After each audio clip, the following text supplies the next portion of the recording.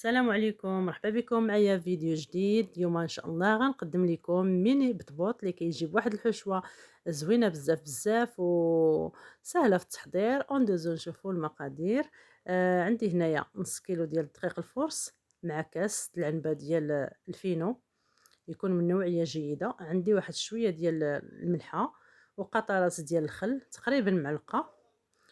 الخميره هنايا ما تصوراتش الخميره، انا درت معلقه ونص ديال الخميره المعجونه. وهنايا كنعجن بالماء دافي، ما يكونش سخون بزاف، شويه كنعجن غير بالصبعان ديالي، ما كنعلكش العجينه كيف كتشوفوا هكا. انا كنضيف في الماء وانا كنعجن بشويه بشويه حتى كتجمع معايا العجينه. ما نخليوهاش قاصحه، كنرخفوها شويه باش يجينا البطبوط هشيش وخفيف. هكا كنكون عجنت العجينه ديالي كيف كتشوفوا. غادي نغطي عليها ونخليها حتى كتخمر. هنايا العجينه خمرات كيف كتشوفوا. غادي ندهن اليد ديالي بالزيت وغادي ندير كويرات صغار الحجم اللي بغيت انا. كيف كتشوفوا هكا، يمكن لكم ديروهم كبار او صغار، انا هنايا فضلتهم غنديرهم صغار. هنايا غادي نكمل كل شيء، من بعد غنقرصهم في الفينو غير هكا شويه، ما غاديش نقرصهم بزاف كيف كتشوفوا الحجم اللي بغيت.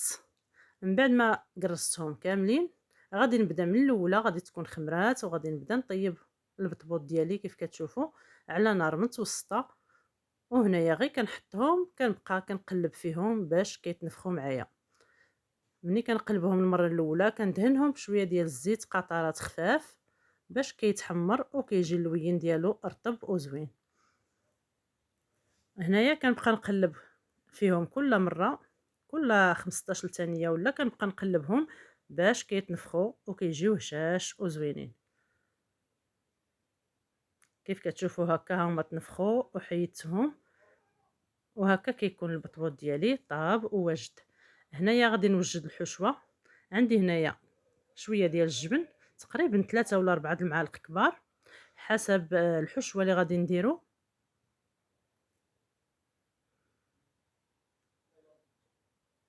هنايا من بعد غادي نزيد واحد الحك ديال المايس اللي عصرته من هذاك الماء ديالو.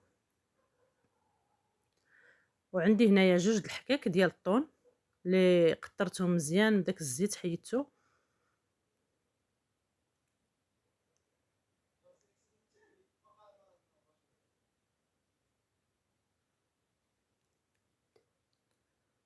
من بعد غادي نزيد شويه ديال الزعتر اللي غادي نحكو مزيان هكا بين يديا، كيعطي واحد النكهه زوينه في هذه الحشوه. هاد الحشوه كتجي زوينه وبارده، ما فيها ما كنطيبها ما والو، كتجي زوينه هكا بارده. غادي نزيد شويه ديال الكورنيشون مقطع رقيق.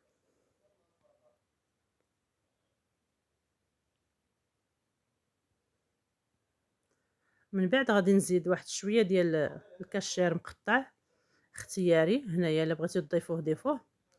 وشويه ديال الخس مقطع باش كيعطينا ديك القرمشه، او الخس او ليشو حتى هو كيجي مزيان.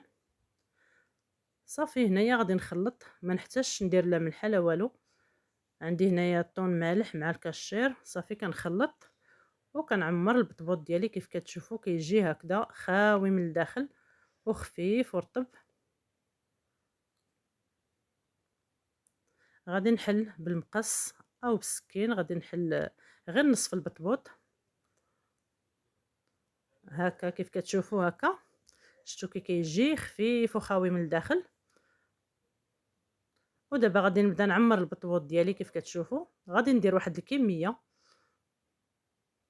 هكذا، غنعمرهم كاملين ونحطهم. صافي من بعد ما كنعمرهم كنزيد ليهم طريف ديال الفرomاج من الفوق حسب الذوق، وكنزينهم بشويه ديال طوماط سوغيز والخس، كيجيو هشاش وزوينين بزاف بزاف.